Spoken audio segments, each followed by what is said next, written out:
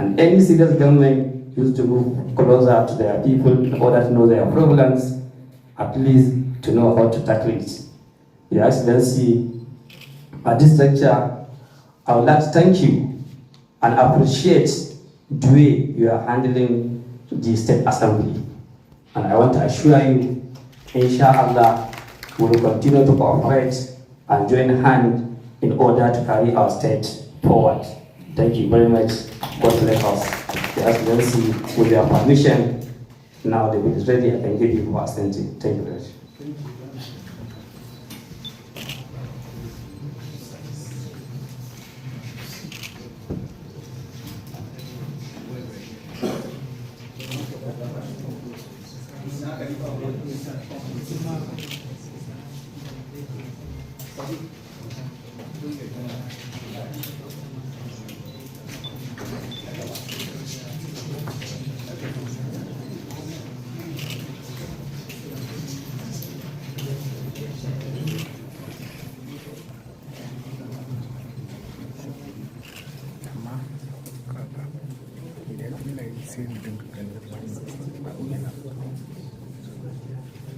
idan kuma na zo a ce ga kawai rahoton ne ba na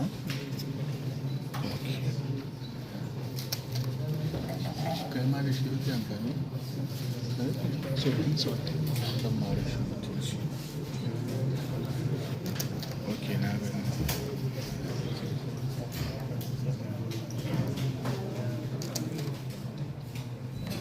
a masu kallo da saurare a yanzu haka mai girma gwamnan jihar Kano Alhaji Abba Gida-Gida ke saka hannu akan wato sabuwar doka wanda majalisar dokokin jihar Kano ta wato samar ko kuma ta zartar, wacce ta kirkiri sababbin masarautu guda 3 a jihar Kano.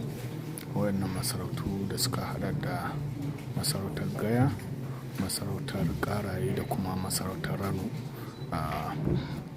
A cikin wannan doka da wato majalisar dokokin jihar Kano karkashin shugabancin wato Yusuf Falgore ta gabatar a wannan rana, wato ita masarautar Gaya za ta kasance wato tana ɗauke da ƙananan hukumomi guda 3 na Gaya, Ajingi da Albasu, sai kuma masarautar Karaye wacce take dauke da ƙananan hukumomi guda 2, wato ƙananan hukumomin Karaye da kuma Rogo, sai kuma masarautar Rano wacce ita kuma masarautar Rano za ta kasance tana dauke da wato ƙananan hukumomi guda 3 ita ma, wato ƙananan hukumomin Rano, Kibiya da Bunkure. Waɗannan masarautu gabaki ɗayansu za su kasance kamar masu matsayi na 2 a jerin sarakuna da muke da su a nan jihar Kano, kuma za su kasance ƙarƙashin ikon masarautar Kano wanda Sarki Muhammadu Sunusi ke shugabanci a halin yanzu. Gashi nan mai girma gwamna yana saka akan of July 2024. His Excellency the Executive Governor of Kano State, Alhaji Abba Kabir Yusuf, flanked by his Deputy Comrade Amina Bisram Gwarzo, and supported by the Speaker, House of Assembly, assented to the new law of Kano State Emirate Council Law 2024, which is equivalent to 1426 AH.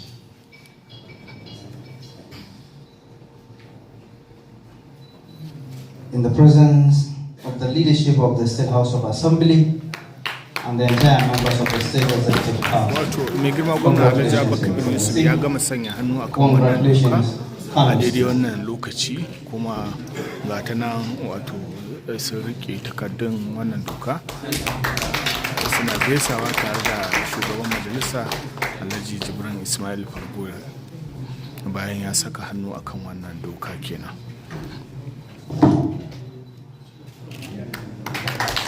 Girma gwamna da kansa yake daga takardar wato da take kunshe da turancin wannan doka, gashi da kansa yake nuna sa hannunsa a jikin wannan takardu bayan ya rattaba mata hannu bisa In the last 3 minutes, we have witnessed the ascension of Kano State Emirate Council Law 2024, which is equivalent to 1426 AH. Now is the time for His Excellency to address the Kano State people. Your Excellencies.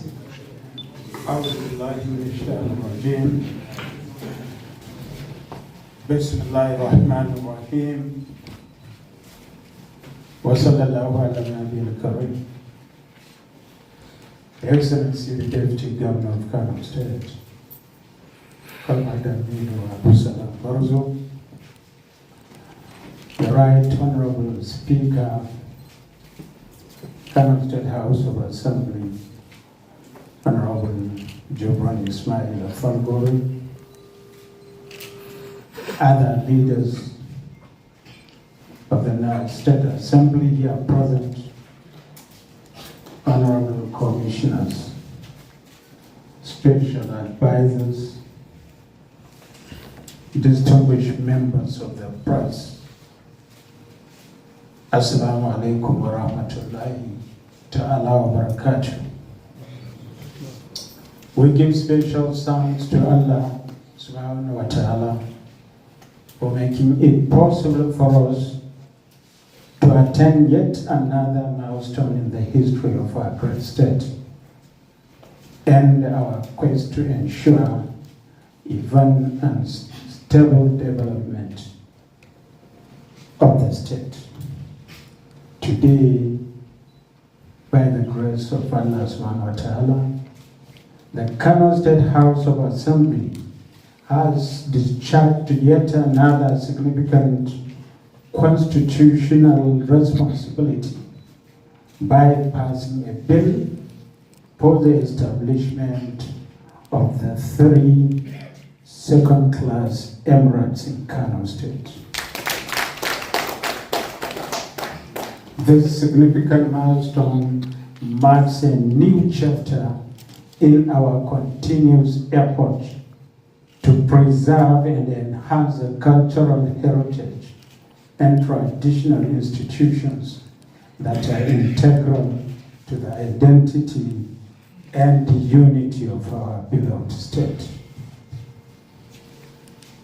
Let me say that the establishment of the 3 second-class emirates, Gaya Emirate, comprising of Gaya, Ajingi, and Albasu local governments, Rano Emirate, comprising of Rano, Kibia, and Bunkura local governments, and the Karai Emirate, comprising of Karai and Rogo local governments, is a testament to our commitment to recognize and strengthen the traditional leadership structures that have played a pivotal role in the administration and development of our communities.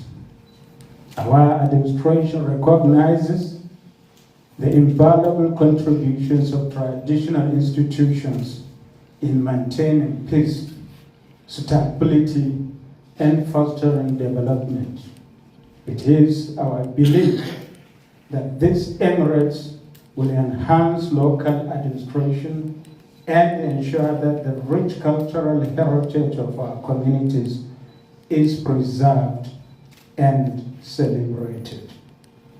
Let me seize this opportunity to extend my heartfelt appreciation on behalf of the government and the good people of the state to the Kano State House of Assembly under the leadership of Right Honorable Speaker Jibril Ismail Falgori for responding to the yearnings and aspirations of our people, as well as the continuous cooperation extended to this administration. As we move forward, I urge all the newly established emirates to to work in harmony within the confines of the Kano Emirate to promote unity, peace, and development across our state. Meanwhile, this administration will in due course announce the respective second-class emirs who will take charge of the newly established 3 second-class emirates.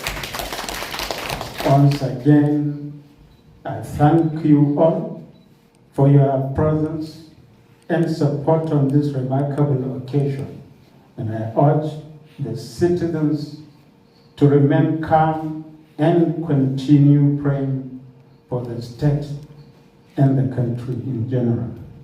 May Allah subhanahu wa ta'ala continue to guide and bless us as we strive to serve our people and make Kano State great. Wassalamu alaikum wa rahmatullahi wa barakatuh.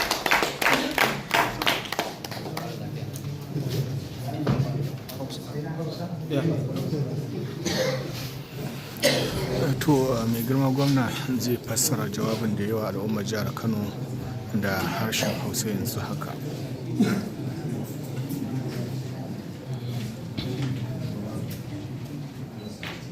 أعوذ بالله من الشيطان الرجيم بسم الله الرحمن الرحيم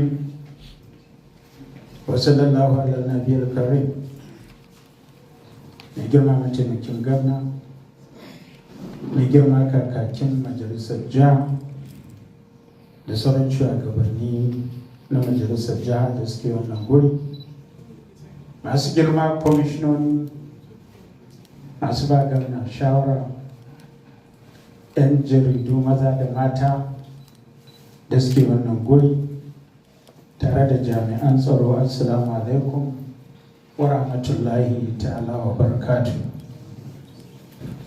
Muna son yi amfani da wannan dama mu fara godewa Allah subhanahu wa ta'ala, maɗaukakin sarki, mai rayawa kuma mai kashewa, shine sarkin sarakuna, mai ba da mulki ya kuma karɓe a san da ya so ga wanda ya so, bisa yadda ya bamu iko da sukuni kafa wannan tarihi a wannan jihar tamu mai albarka, da ya tabbatar da adalci da kuma cigaba mai ɗorewa.